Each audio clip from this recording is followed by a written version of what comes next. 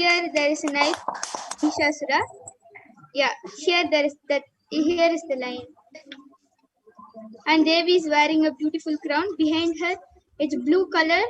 Beautiful. And there is a sun here and land. Tata has commented.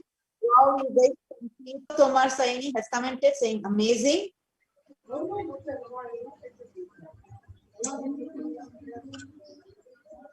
And she also has 2 snakes in her hand.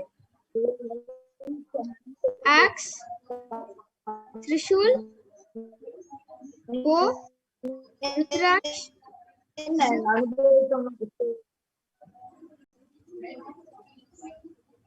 Yes.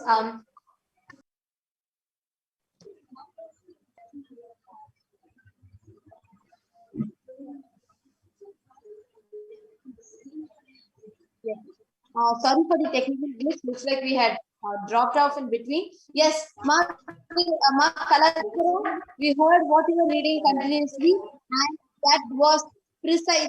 We also have people who responded, Tata Ayya and even Anubhav Tomar Saini Ayya have both responded saying, wow, you guys can see it clearly. And Ma Vanessa Devan has put wow, and Anubhav Tomar Saini Ayya has put amazing. So, and he has also put the yes. And Jai Ishan is asking, I have a doubt, can powers manifest even if we are in non-Kailasa ecosystem? Yes, because these are going to be directly initiated to actually moment you're initially you become part of the ecosystem, because this is manifesting through Diksha. The science behind it is the power of Diksha. So whatever manifestation is happening is because of the science of Diksha. Yes. Now you all can choose a number between 1 to 40 for Ma Virija and Ma Kaladra, and the kids are going to be reading just that one page number that you are all posting. So please let us know in the comment section. Tata Ayya, Anubhav Tomar Saini Ayya, even Jai Ishan Ayya. Any of you who is watching, you can post in the comments which page number you want the Balasins to be reading from.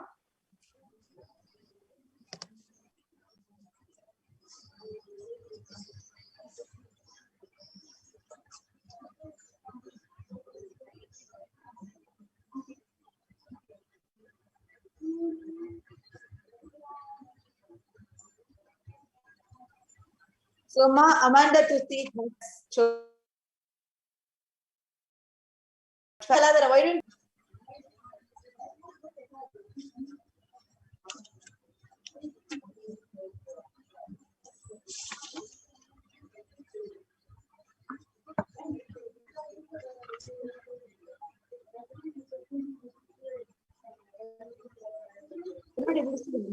yes, now we are able to see, and she has rightly opened the page number 12.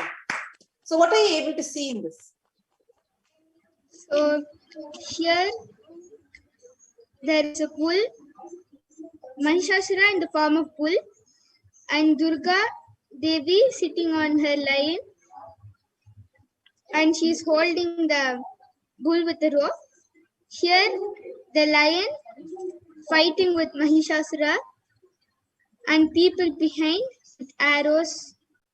Here the lion, 2 lions are there with people in between, and Devi's knife and snake, her trishul. Blood is coming out of the lion. Here Mahishasura and Devi sitting. Devi. Here there are people, and half a lion body is shown. Wow. With mountains at the back.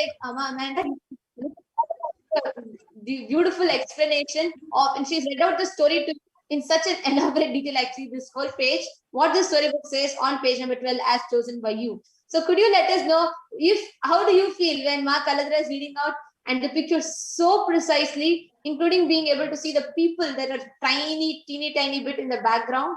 And yes, now next we can go to page number 4 as requested by Jai Ishan.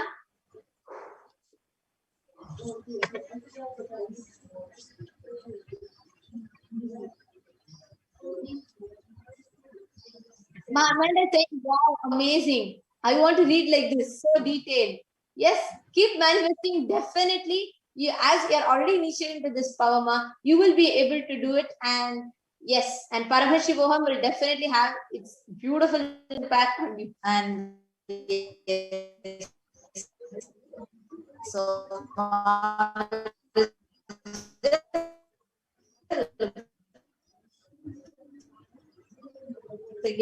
ready? So which page number is this? Page Have a 4. closer over the page.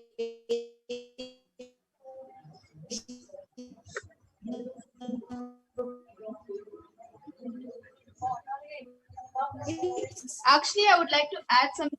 This book particularly doesn't have page numbers, but Ma Virija has picked up the page for by discounting manually.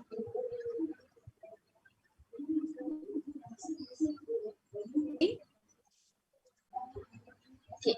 So actually, this doesn't have any words. It's a picture, basically a scenario where there's one Brahmin who's wearing a garland. He's the Hobakunda, he's in the fire, and whereas there's one more person over here who's holding the Purnakumba. And there's one person behind who's also like kind of a priest who's holding an umbrella for him. And there's one person behind over here who like he's in Namaste pose. Everyone behind him is in Namaste pose. And there's a tree over here and the side of there's a temple tower, the Gopura. And yeah. Yes, and the umbrella is light blue Actually, Ma, and white and red, and inside it's like orangish, very like orangish color. sorry. So we also have a person named Shomasta who has chosen page number 3. So why don't you open page number 3 also and read it?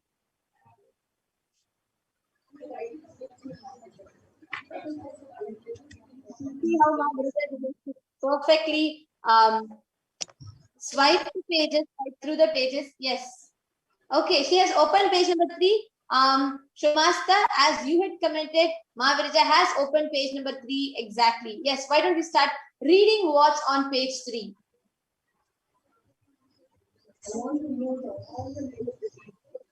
Bull to move aside and Show it. I'm not able to see the. Bull to move aside, and Nandan and his friends had a clear view of the sanctum where the lingam was worshipped. He made his heart the sanctum and began worshiping Nandan visited all temples near his village and cultivated prayers enthusiasm to see more temples. He delighted in offering his services to temples. He found a spring and dug a tank near the temple of Tiruppongur. One day, he heard about the glory of Chidambaram from a pandit who was addressing an audience. Chidambaram means wisdom eater, the ethereal space of God consciousness. It is the it is the psychic ether in a yogin's heart. Chidambaram is the ideal. Actually, we are having we are having so many comments flood through. Amanda has put wow, amazing, and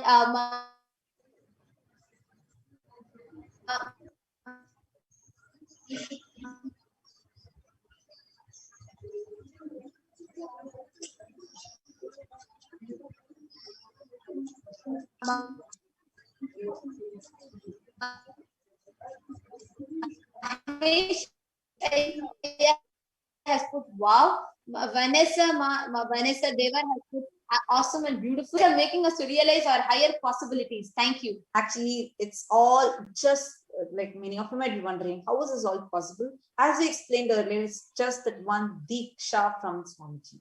Moments you get that Diksha, these power starts manifesting through you. And it can just like that, it's a well-established science, and thousands of people are doing this across the globe today. This is the real Sanatana Hindu Dharma. This is what, when you're telling you are a Hindu, you have all the abilities to manifest like this just by these rare sciences from Sanatana Hindu Dharma. Now, thank you so much. assisting out many comments that are flooding in. All of you, if you feel this science is amazing, you can contribute towards the science now. It's just few clicks away, right under your thumb right now. Just in the under the comments, if you're able to see, there's a small dollar symbol. Just need to click that dollar symbol, and you can offer starting from $1, 1 rupee. Just 1 rupee, $1, whatever your currency is, just 1 unit of that currency. Starting from that, you can offer whatever you want, how much ever you want, you can offer towards the science. So, and before offering now, we request every single person understand. According to you, it might just be $1, that's all. Or £1, that's all. 1 ringgit, that's all. But that pound, that 1 ringgit, $1 is going towards this science, which is one of the rarest sciences, Sanatana Hindu Dharma, which is unique only to Sanatana Hindu Dharma. So you are contributing to Sanatana Hindu Dharma through this. So we request all of you to take a few minutes now, just $1, $1 rupee, 1 rupee, just $1 on this. That much if you offer, you can see what you are contributing to the science. You're directly contributing to the science growing for the world. Any of you can offer, make your offering. Just like right in the comment section, you will see there's a symbol, a dollar symbol, which is towards your right. You can click that and you can enter how much you want to offer, and you can make your offering. And so with this, we will be continuing to move further to prepare ourselves to receive the Bhava Samajation, the Parashakti Akashic readings.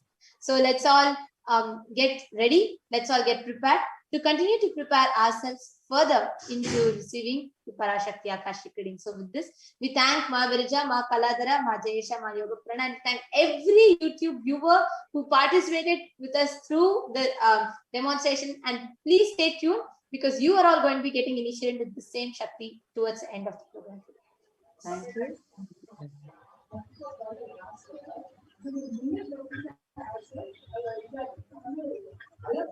you.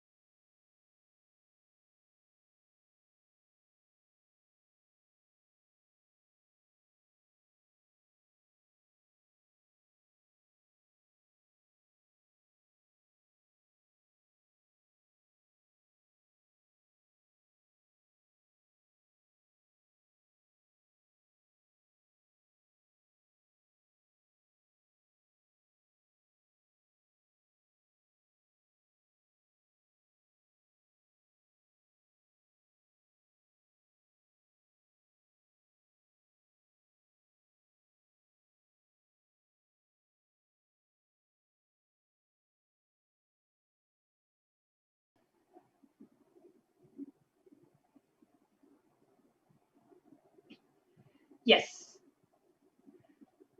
All of you enjoyed the beautiful demonstration of the extraordinary powers.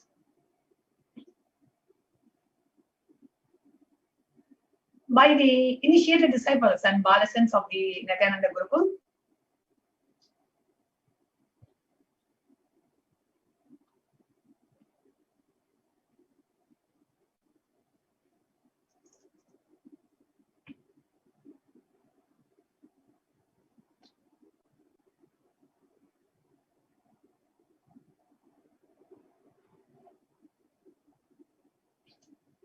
Nityanandam, everyone, welcome back.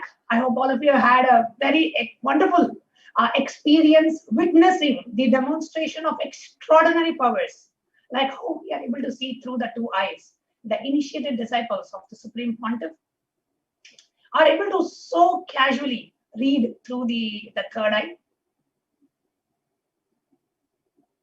And now, it's not just one or two Balasans or one or two disciples here and there. Millions of disciples who have been initiated by the Supreme Pontiff have been very effortlessly able to read through the third eye.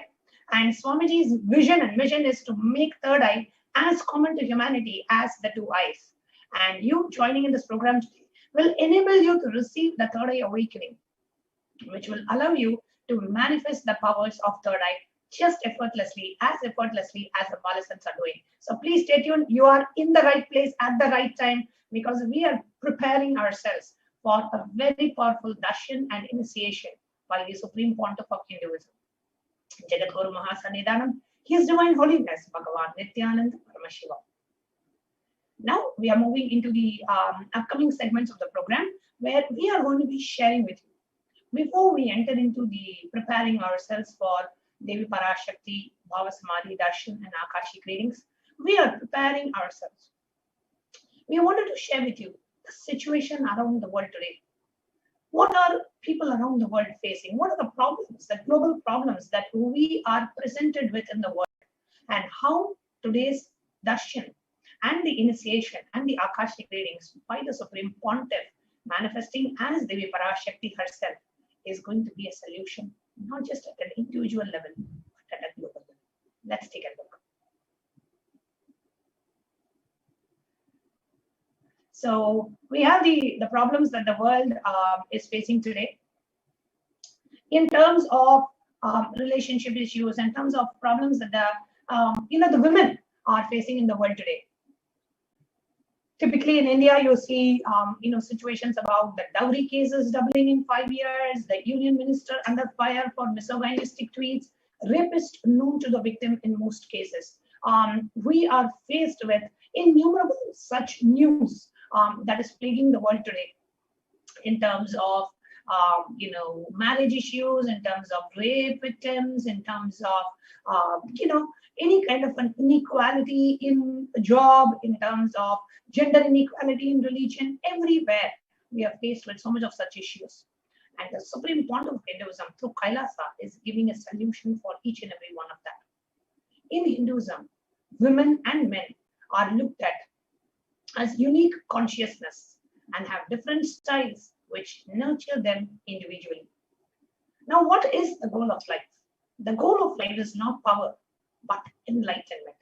And it can only be experienced through awakening the divine feminine in ourselves and worshipping that aspect of you. And divine feminine does not mean it is only restricted or only for females. No, the divine feminine is to be awakened in each and every one of us. The very description of Ardhanarishwara, which means a perfect balance of masculine and feminine energies and consciousness in us, is the what each and every one of us have. So we have the awakening of the divine feminine, which is what we call as enlightenment. Whether a male gets enlightened or a female gets enlightened, it is the awakening of the divine feminine in us. The next slide.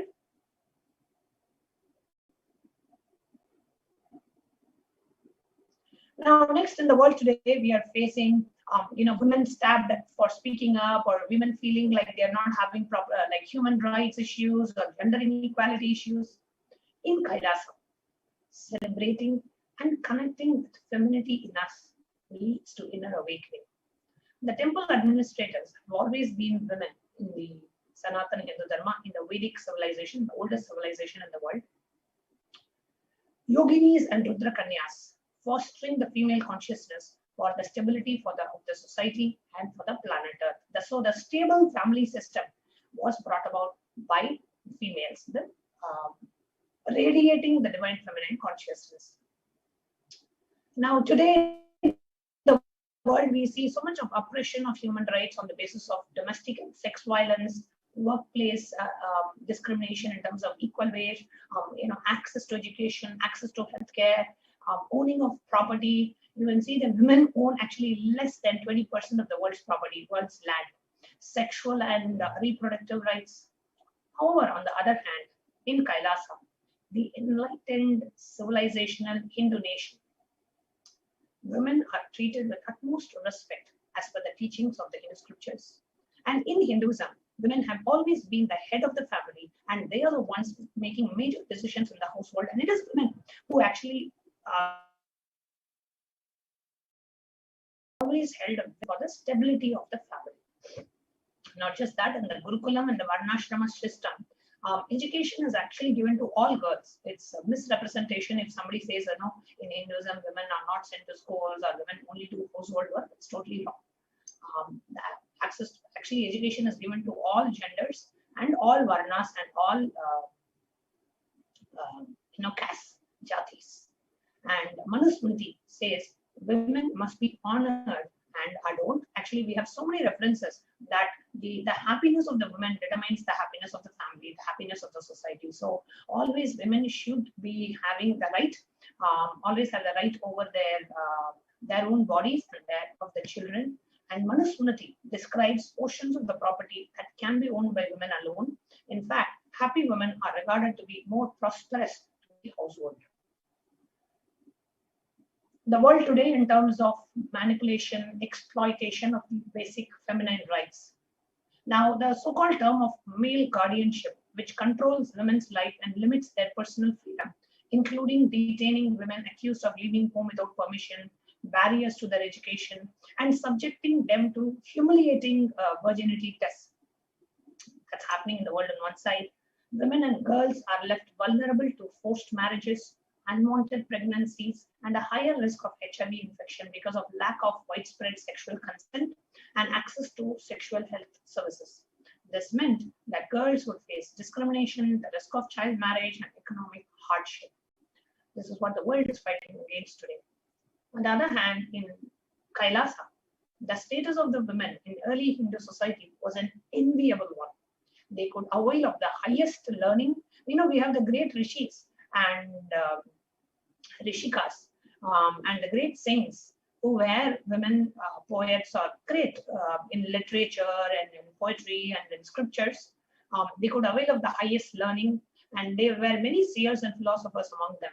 Gosha, Apala, Lopamudra, Vishwara, Indrani, Yami, Romasha, all these names highlight the position and the esteem which Hindu women enjoyed in the Vedic period, which is now being revived by the Supreme Court of Hinduism. Women had a choice in the selection of the mate. We all of us know about the Swayamvara system. In the cases of Sita, she chose who she wanted to marry. Then we have Damayanti, we have Draupadi, we have Shakuntala. All these are instances where women could choose their husband. So they had the right in choosing their husbands. So in summary, the historical contributions and leadership of Hindu women in the community are paramount, while the fight for women's equality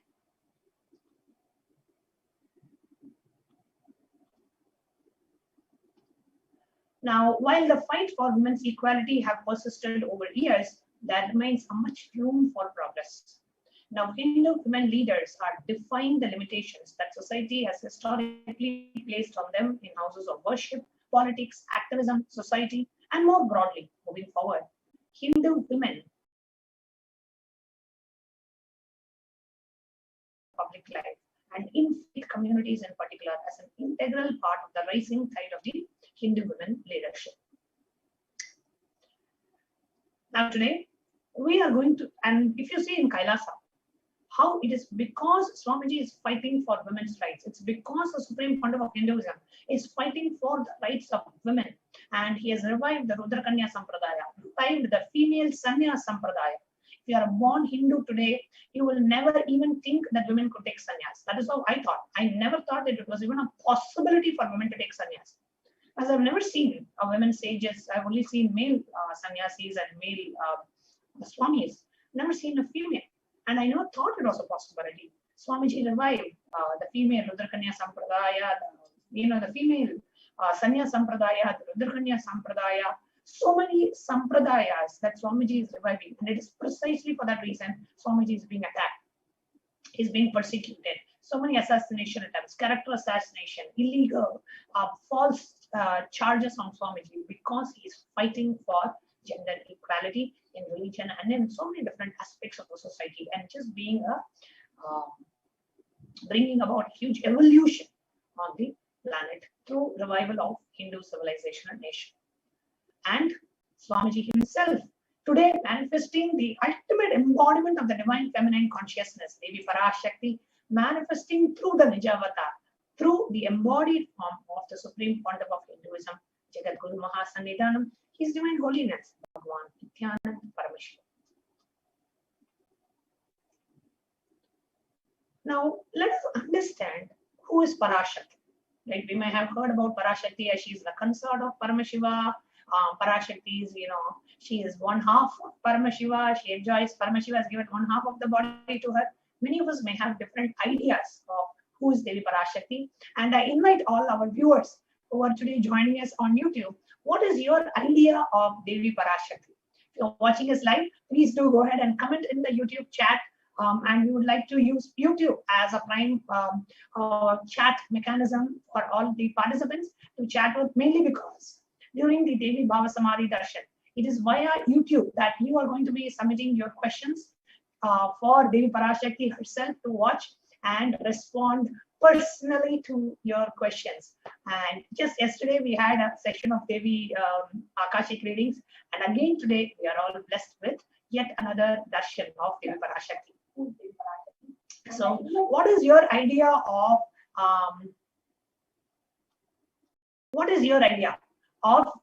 Devi Parashakti? When you hear the word Devi Parashakti, what immediately pops up in you?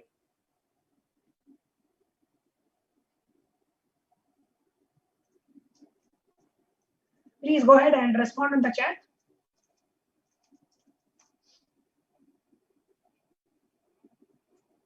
You can respond in the YouTube chat. Who is Devi Parashakti? The minute you hear about Devi Parashakti, what comes up in you? What is the first idea that comes up in you?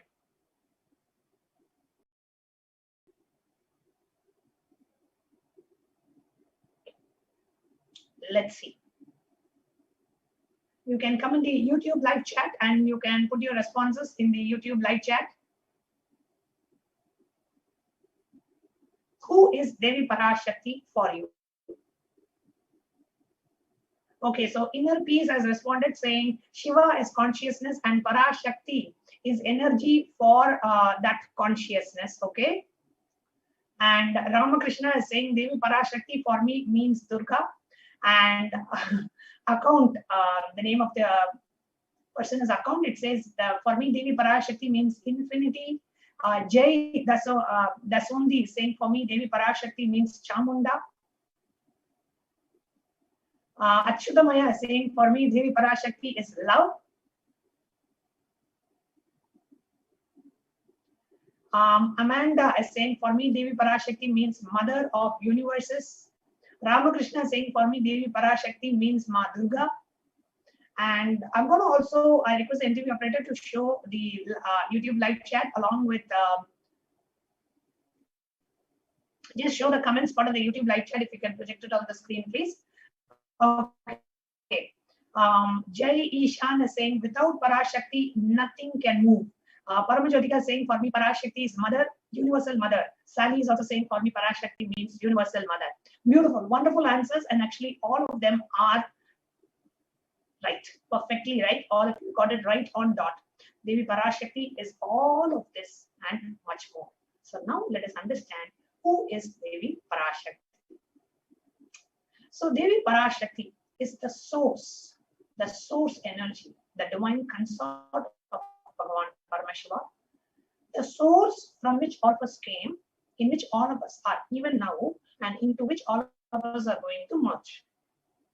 Swamiji actually gave a beautiful example. And of course, whatever example Swamiji gives is always beautiful, but I was able to relate with it. The example that Swamiji gave was, let's consider like there is a huge ice mountain, okay? Now, from that ice mountain, you take a handful of ice and you make a small toy out of it, okay? So I am that toy ice. If you say Yanatma Swami is the toy ice. There is a huge ice mountain, that is Devi Parashakti, that is the source. From that source, this toy ice was made, and the toy ice is called Jnanatma Swami. One more toy ice is made, that is called Ma Devika Rani. One more toy ice is made, which is called Ma Calgary Mala. All of us are what? We have that same ice, and we all came from the same source, and we are going to go back to that same source. Currently, from that huge mountain of ice, I take a handful of snow.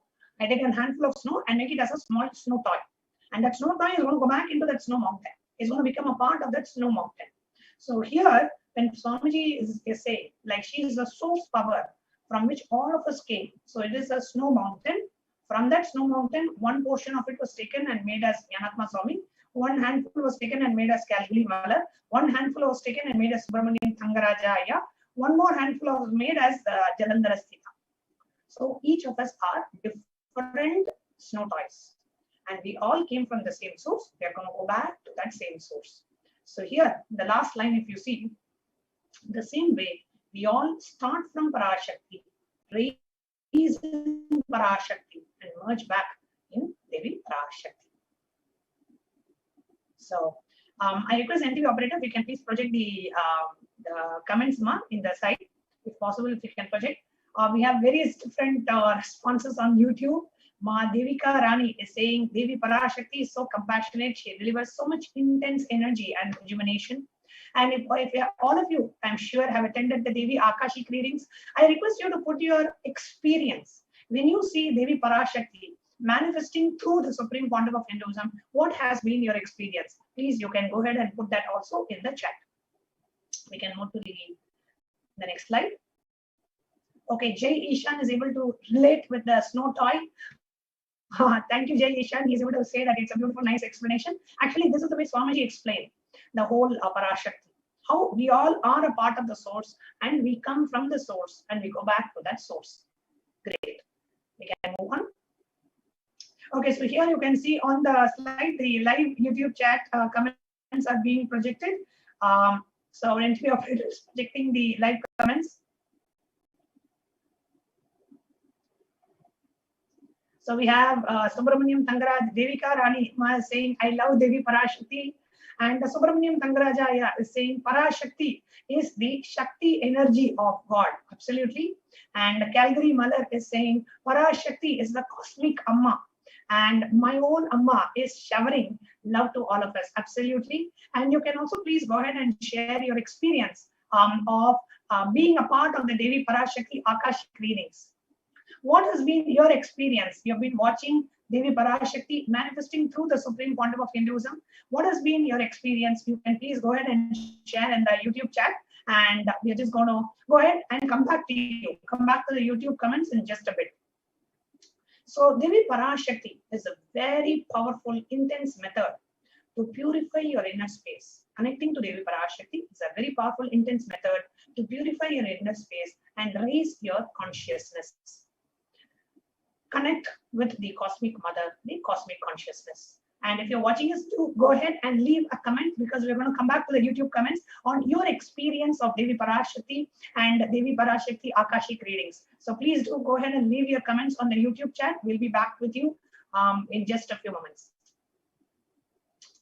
Okay, somebody is saying, Account is saying, this is my first session. Account, welcome to Kailasa. You are in the right place at the right time. I'm so happy you're joining us for the first time now. At 9:30 p.m. tonight, we are going to be having Swamiji coming live and giving darshan as Devi Parashakti and also doing the Akashic readings. So welcome. Thank you for joining your first session today, and I hope you enjoy your first session with Kailasa. Now, the first strong relationship that anybody experiences is with the mother. And that strong relationship stays inside our system forever.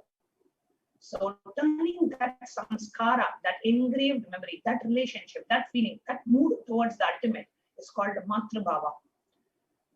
What is Matrabhava? You connect with the divine as your mother, right? So you connect with the ultimate through the relationship of a mother. Now there are so many bhavas.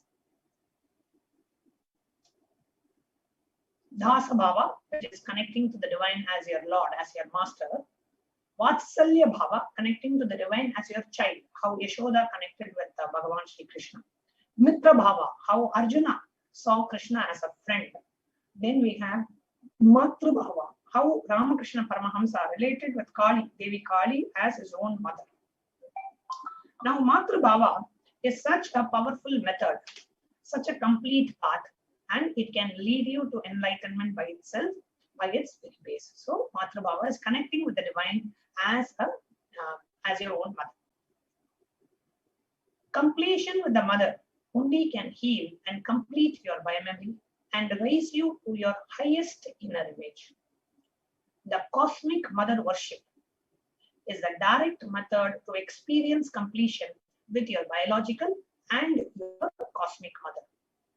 Now, just a couple of days back in the satsang, morning satsang, actually Swamiji said, I myself, I am a Shakta, means I am a Devi worshipper. Swamiji, see, every path Swamiji chooses is the shortest, the quickest, the best, the easiest, and the royal path to enlightenment. Please listen.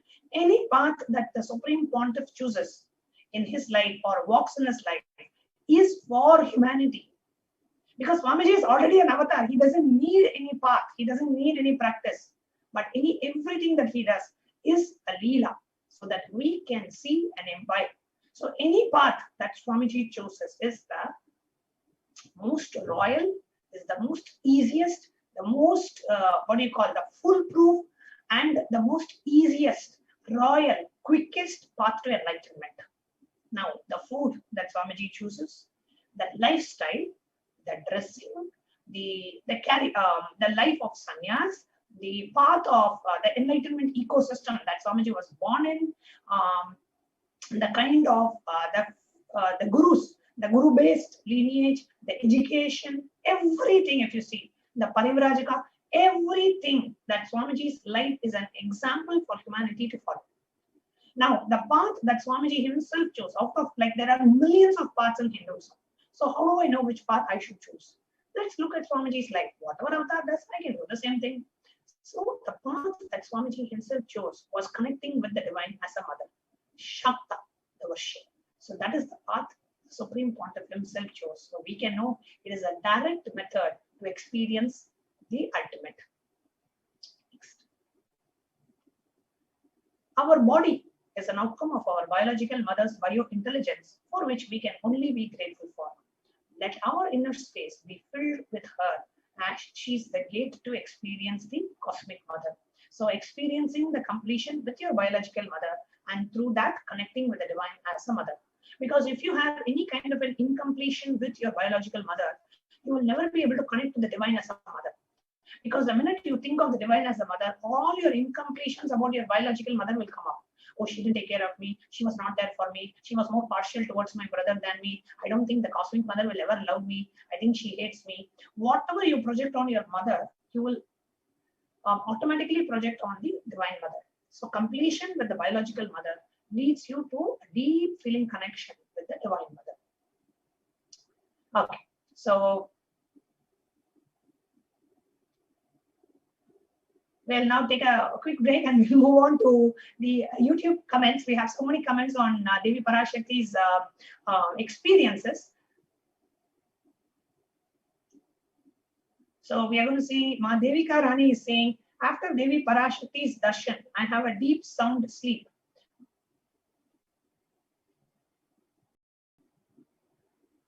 My body feels so light, feels so relaxed because my thoughts go down.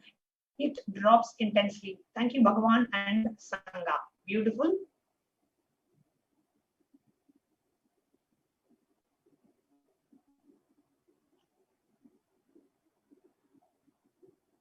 Then we have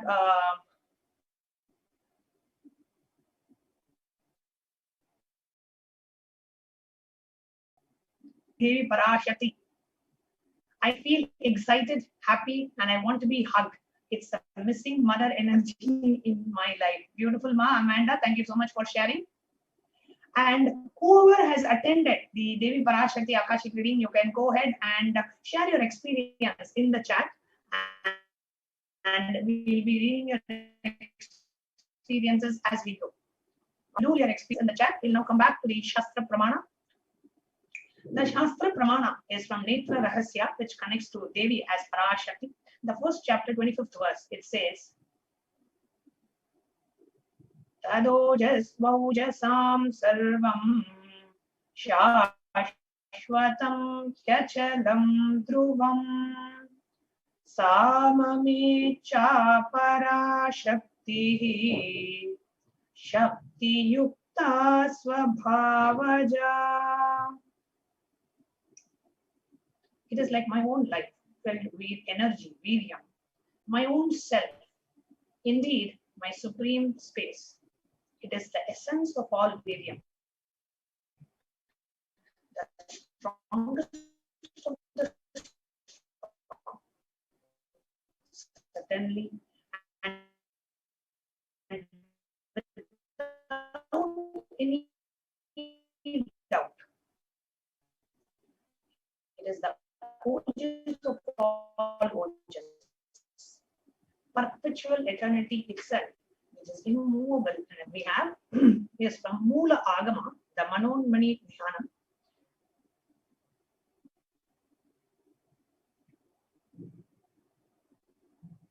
I'm going to read the verse. We have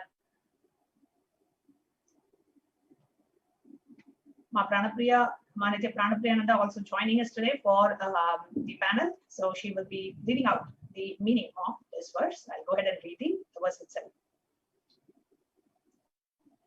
Dhyayet devim trinetram sashini bhavadanam vedahastam dadhanam savye padmam varadamapare Chabhayam sakshamalam divyairabaranai vibhushitanum brahmadibhih pujitam devimeva manonmanim pratidinam kamartadatrim shubham.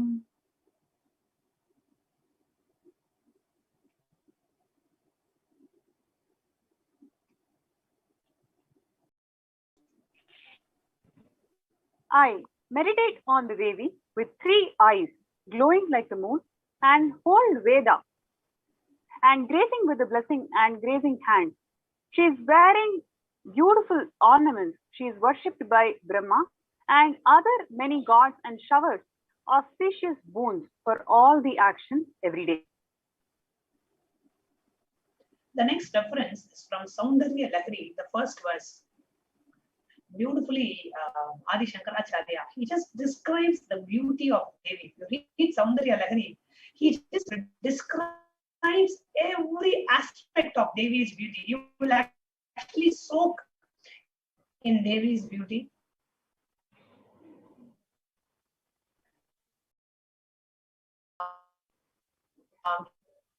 He describes Saundarya Lahari. So the first verse of Saundarya Lahari describes about Devi Parashakti. He says, Shiva Shaktya yukto yati bhavati shaktaha prabhavitum na chedevam devo na kalu kushalah spanditum api atasvam aradhyam harihara virinjadibhirapi pranatvam stotvam va katamakrita punyaha prabhavati. Which means Lord Shiva only becomes able to do the creation in the world along with Shakti. Without her, even an inch he cannot move. And so, how can one who does not do good deeds or the one who does not sing your praise, which is Devi over here, become adequate to worship you? O goddess mine, who is worshipped by the Trinity.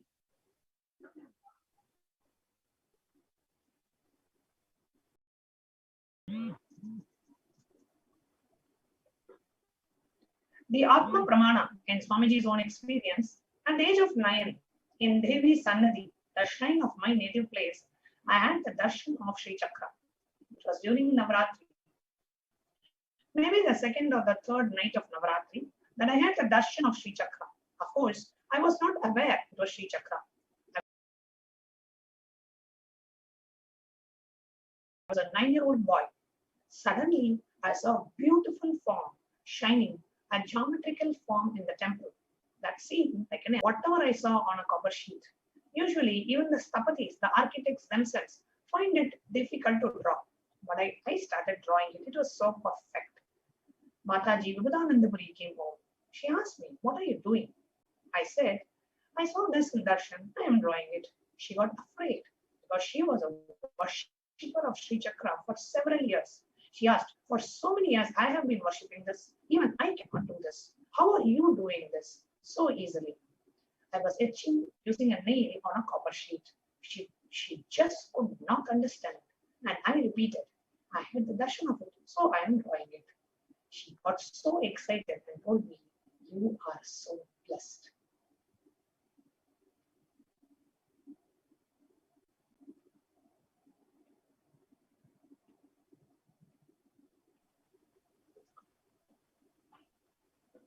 Now, let us look at the genesis of the DNA of Hindu women.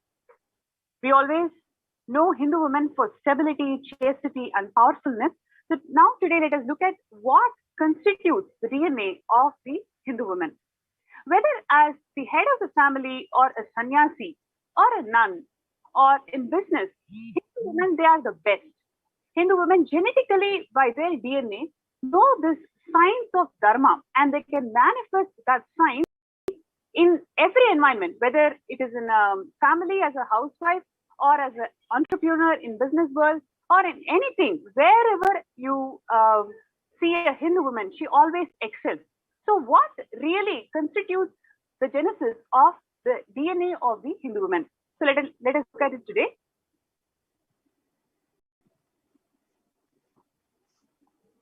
Now, the attribute. Please go ahead. Sorry.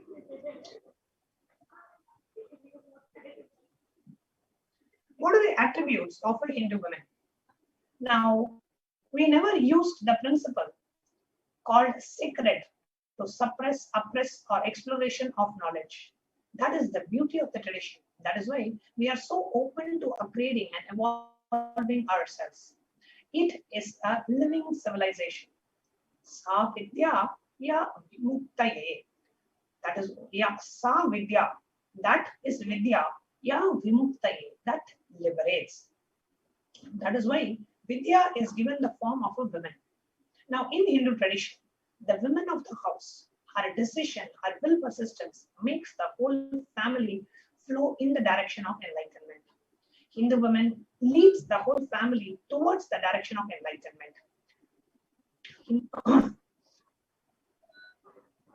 Hindu woman leads the whole family towards the direction of enlightenment passively, silently, non-aggressively, with tremendous will persistence and patience.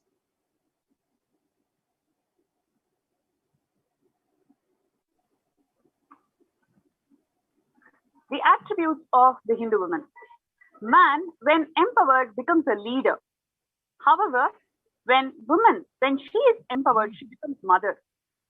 Women, by their very biomemory, they are known for sacrifice, especially Hindu women. If you take the examples of Hindu women, they are known for their sacrifice. Their biomemory is known for the sacrifice.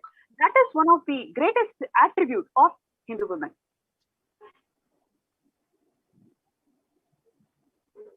The possibility of gotras, the special codes. Our rishis have mastered the science of inserting specific biomemory into specific DNA layers. So our gotra is the code word for those special DNAs. So the gotra that somebody is born in, either Bharadwaja gotra or Vishwamitra gotra, or so many different gotras, which are basically the rishis from which that particular lineage evolved. So when a child is born in a certain gotra, he is already born with a certain DNA of that gotra, which has a specific knowledge of that stream of gotra. So when a child is born, this set of knowledge is already learnt by him. That once the ambience is provided, the vatavarana is provided,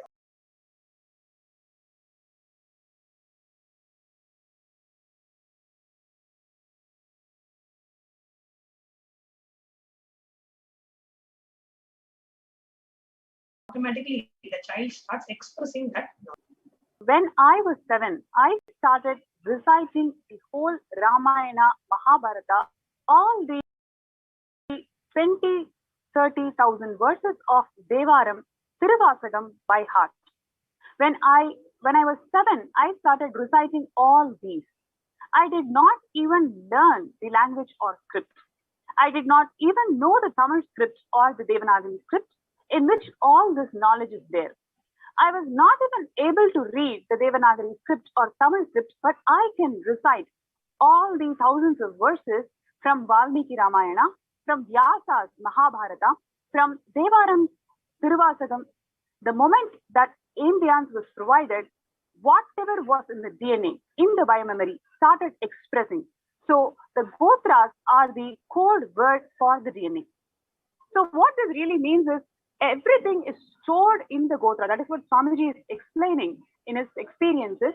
So the Hindu woman's biomemory is filled with the amazing attributes of Tyaga. So it automatically starts expressing through this genetic code called gotra. Now let us look at the example of epitome of Hindu women. Some of the great examples of the epitome of Hindu women. 1. Savitri Satyavan. Now one chaste woman, Satyavan Savitri, who does not want to lose her husband because she loved him so much, stopped the sunrise. Savitri was able to stop the sun rays from falling on the planet Earth for a few days. That is chastity. Just the power of her chastity, she was able to stop the sunrise for a few days. One other powerful example of Hindu feminism, which is Gandhari. She was amazing, chaste, most integrated wife. That is why even Krishna could not save his beloved from the curse of Gandhari. Because the power of Gandhari's integrity, this kind of characters can never be imagined. Her sacrifice was more alive than the vision itself. The next great example that we have is that of Rudramma Devi. Now, Rudramma Devi was coronated as the queen of the Kakatiya dynasty. She was the first and the only woman. I request interview operator to please fix the slides. It's getting cut in the slide a little bit. So she was the first and the only woman to rule over Andhra. Rani Rudramma Devi, she overcame all the obstacles and she maintained the integrity of the empire. Now, despite the antagonism that she faced because of her gender, she rose up as one of the greatest warriors of her time. She was raised as a boy to protect the kingdom from falling into the hands of the invaders. When she came of age to realize her gender, she decided to continue as she was raised for the sake of the protection and the preservation of the enlightened civilization of nations. She dedicated her whole life to preserve the empire.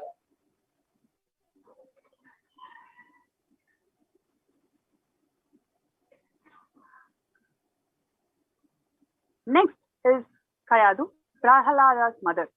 She was the wife of a demon, Hiranyakashipu. After getting pregnant, she shifted to pious food, religious lifestyle, and listened to religious scripture. The child was born with religious and pious virtues to sanctify his clan. The mother of Prahalada, she is an example of one of the most pious mothers who brought enlightened being to the earth just by the virtue of Tyaga.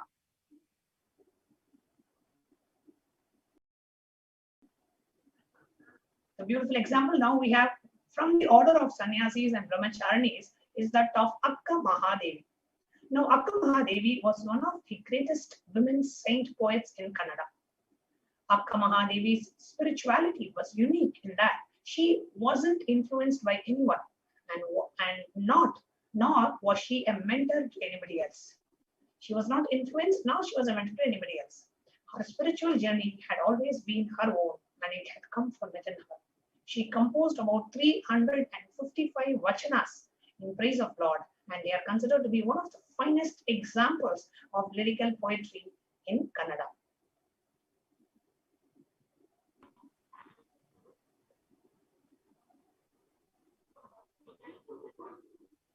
Akka Mahadevi fought to prove that every soul, irrespective of the gender, has the right to explore and reach that divine.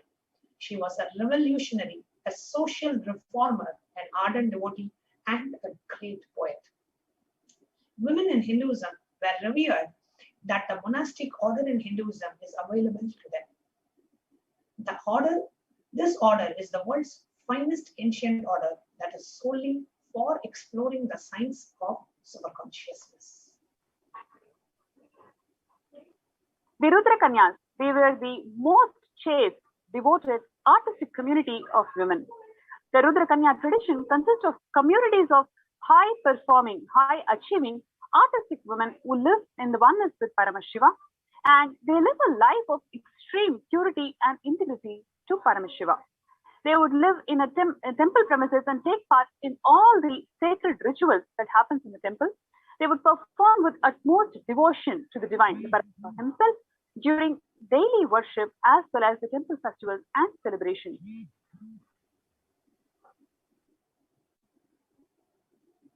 Now, during the Muslim invasion, the Mughals destroyed many temples and communities that were living around them, pillaging, looting, and causing bloodshed all over India. Now, the commander leading one particularly barbaric army attempted to seize the great Srirangam Ranganatha temple. Now, Vellayammal, who was a Rudrakanya in the temple, was a Dasi and who dedicated her life to Lord Ranganatha. When we say Dasi, they means they dedicate their life in service of Bhagavan Ranganatha. Now, Vellayammal, she devised a plan to destroy the commander before he destroyed the temple. So she seduced him. She took him to the top of the tower and through her lust play pushed him down the tower. She then committed suicide to prove her chastity to the divine Ishta, Ranganatha, and to Guru. She gave her life for both Ranganatha, her Ishta Devata, her Lord, and her Guru, Ramanuja. She is the symbol of the strength of Rudrakanyas, how they have fought for the protection of our enlightenment ecosystems. The pride of Rudrakanyas. The tower, the Vellayammal tower, even till today stands tall as a tribute to her Tyaga. Even now, when you go to Srirangam Ranganatha temple, you will see one tower just painted of pure white, the beige color and yellowish white color, and you will see that tower is actually dedicated to that of Vellayammal. Even till date, Vellayammal stands tall.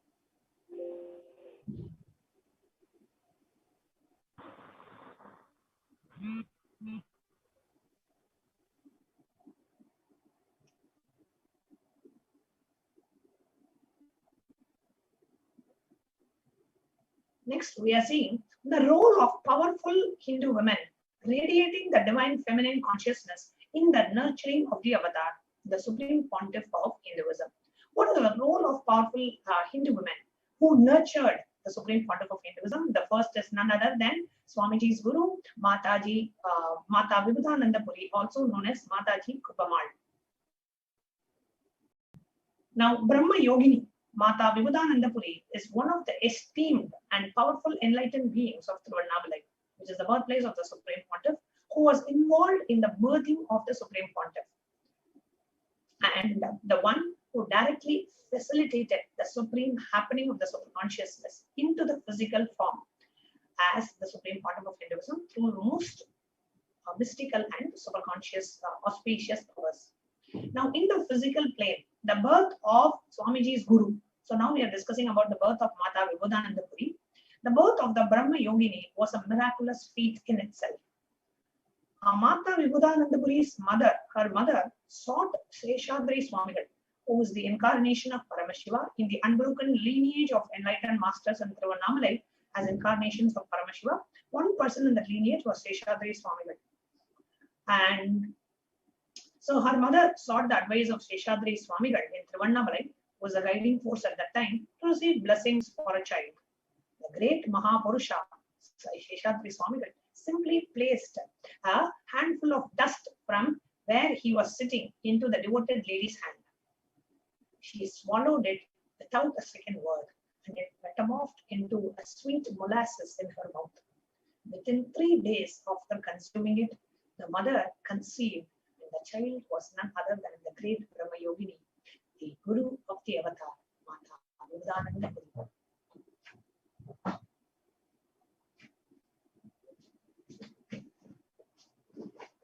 Now, when she conveyed her conception to Seshadri Swamigal, he blessed, saying, "Yes, the father is going to come. To prepare him, the mother has come." The mystical words indicated that father. Here, it refers to the advent of the avatar, the Supreme Pontiff, as an incarnation of Paramashiva on the planet. And the mother is Mata Vibhudanandapuri, who will come ahead of him on the planet to take care of him. Mata Vibhudanandapuri was not just the Supreme Pontiff's guru in the field of Vedanta, Tantra, and Srividya, but took the mortal frame herself only to take care of him in the first 17 years of his life as the avatar, after which the Supreme Pontiff left Thiruvannamalai to pursue further the explosive mission of Kailasa. The Supreme Pontiff left Thiruvannamalai in 1995.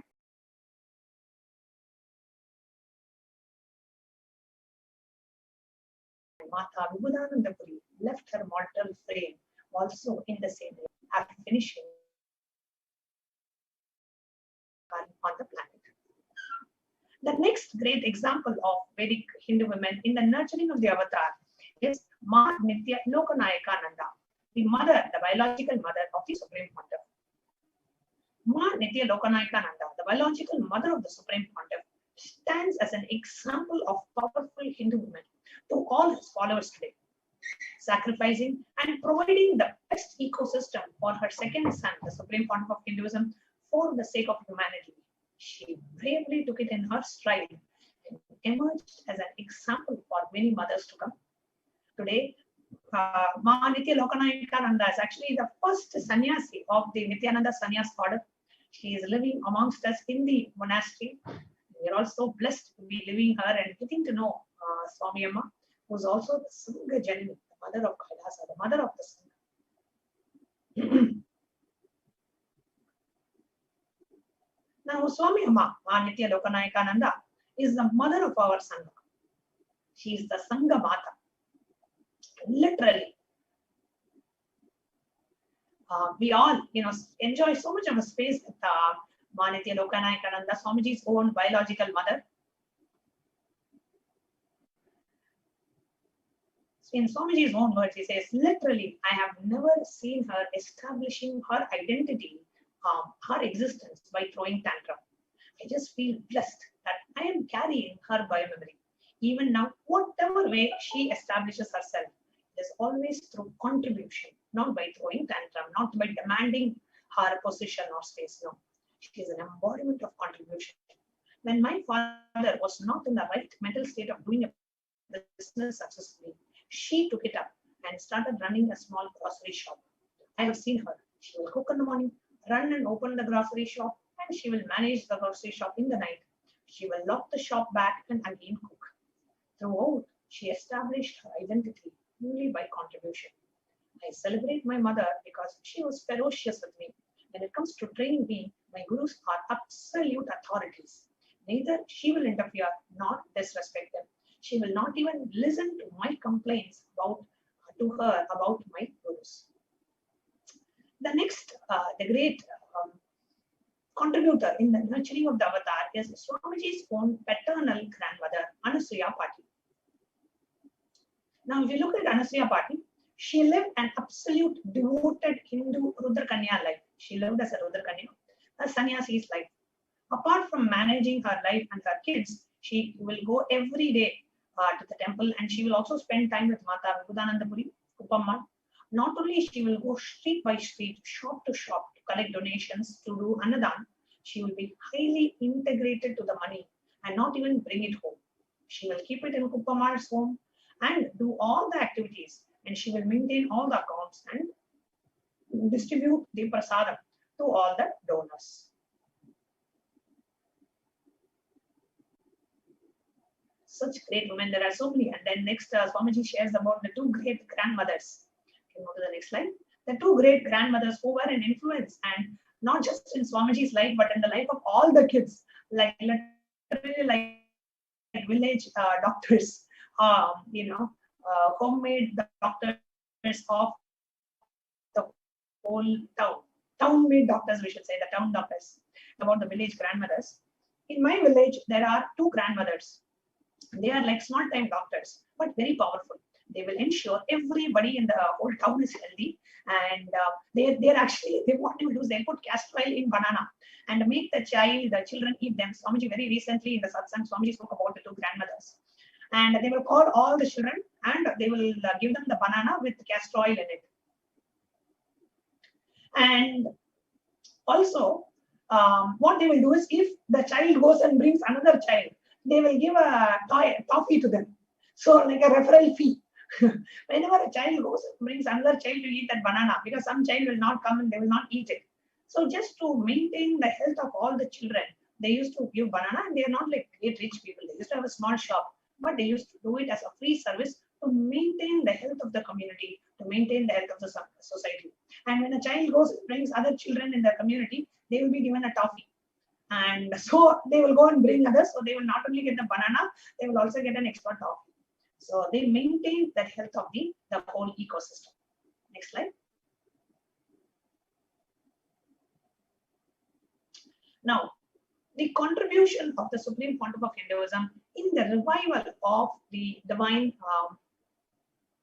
feminine consciousness.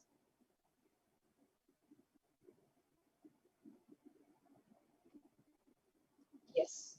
Now we are going to see what are all the different activities that the Supreme Pontiff has done in the revival of the divine feminine consciousness. First is the Chandi Homa that the Supreme Pontiff himself performed in the year 2001. The Supreme Pontiff performed the Chandi Homa, offering an elaborate and powerful fire ritual to invoke Devi Parashakti. Actually, if you see the picture in the fire ritual, you can see Devi Parashakti herself appeared in the fire. You can see the picture that is there on the screen. You will be able to see Devi Parashakti herself in the form, in the fire, in the Homagni. You will see Devi Parashakti herself appeared. Well, it is Parashakti herself doing for Parashakti, for the benefit of Parashakti, for Parashakti to happen in all of us. So it was a great ritual. Swamiji himself performed the first public function. This is a picture of that after Swamiji realized his avataric mission.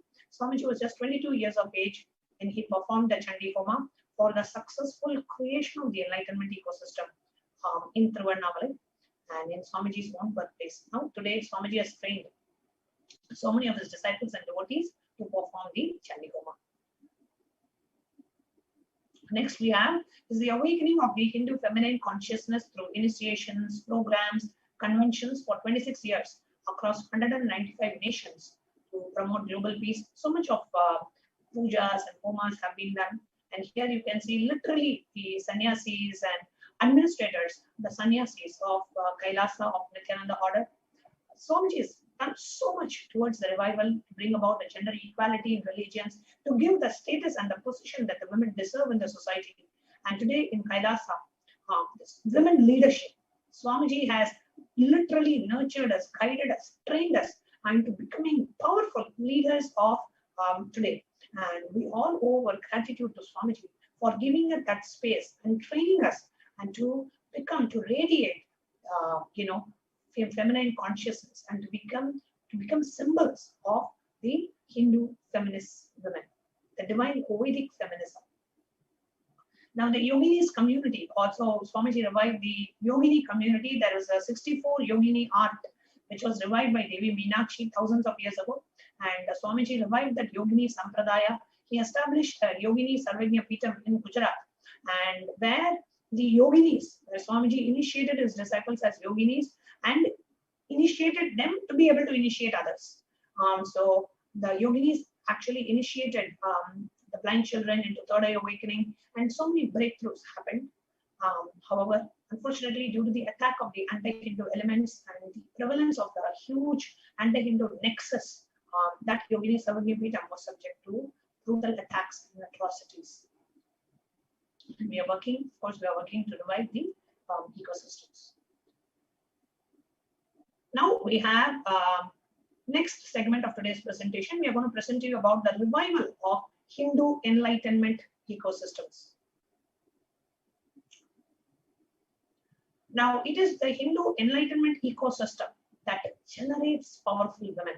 We actually see whether it is always the Hindu powerful women, the stability of the society, or the stability of the women, or the way, the powerfulness that the women radiate, their happiness, their bliss, their sense of powerfulness, everything happened because of the enlightenment ecosystems, which created powerful Hindu women. So we're going to present just some of the hundreds of enlightenment ecosystems that Supreme Pontiff has revived over the last 26 years.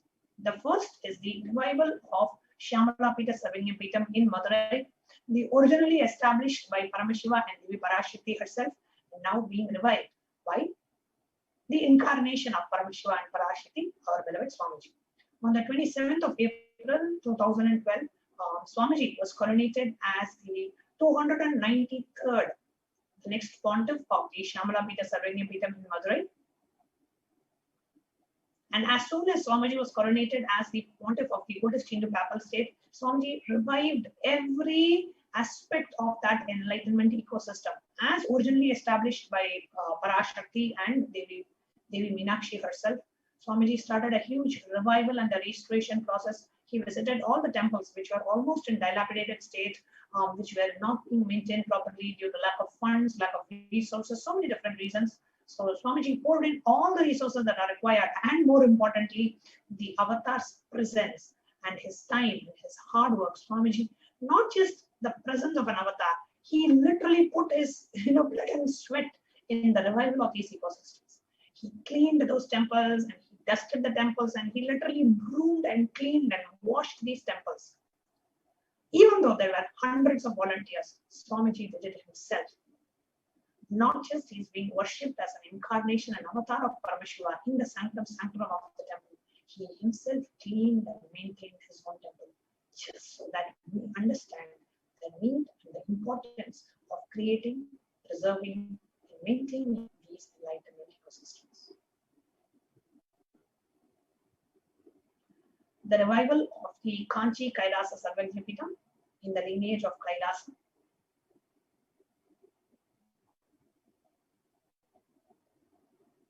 Now, the Supreme Pontiff, with the title Bhagavan Srila Sri Jnana Sri Nityananda Paramashiva Jnana Sambandha Deshika Paramacharya Swami, was just at the age of 10. He was recognized as an incarnation. Swamiji was initiated, proclaimed, declared, and coronated as the future Guru Mahasannidhanam of the Kailasa Paramparagata Kanchi Kailasa Savagya Peetham. Just at the age of 10, he was coronated, and he was initiated actually by the 230th Guru Mahasannidhanam. Currently, Swamiji is the 233rd. But the 230th Guru Mahasannidhanam knew Swamiji at the age of 10, and he initiated and he recognized. At the time only coronated, saying Swamiji will be, whenever he comes of age, he will be assuming the Pita, assuming the king.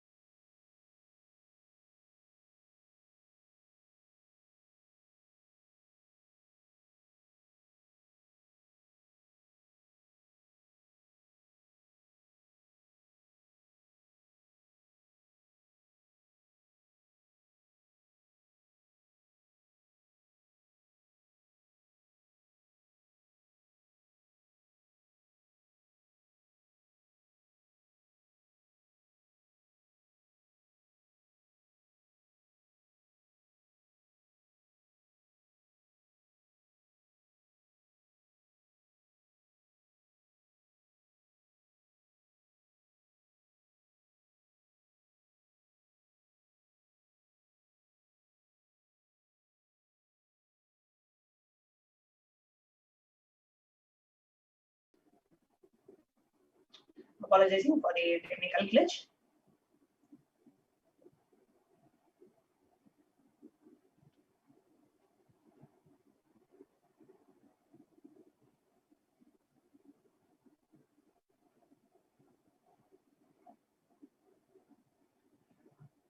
Manifesting motherliness and stability.